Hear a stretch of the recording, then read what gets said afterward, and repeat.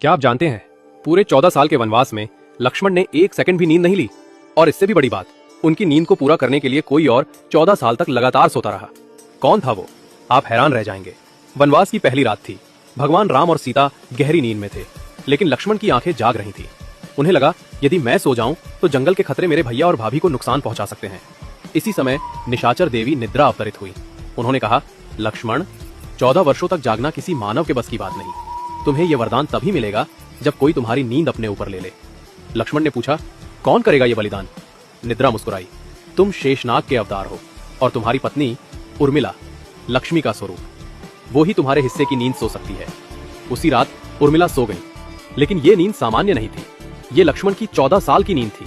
वे सोती रहीं और लक्ष्मण रात दर रात राम और सीता की रक्षा करते रहे। वनवास खत्म होने के बाद जब लक्ष्मण अयोध्या लौटे और उर्मिला को देखा, उनकी आंखें भर आई।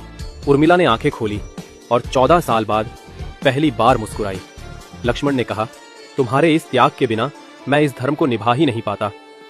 लोग राम सीता के प्रेम को याद रखते हैं, लेकिन बहुत कम लोग जानते हैं कि अयोध्या की सबसे महान प्रेम कहानी लक्ष्मण और उर्मिला की है, जहां एक ने 14 साल तक नींद त्याग दी और दूसरी ने 14 साल सिर्फ अपने पति के धर्म का साथ देने के लिए सोती रहीं। ये कहानी हमें सिखाती है, सच्चा त्याग बिना शोर के किया जाता है। जय श्री राम।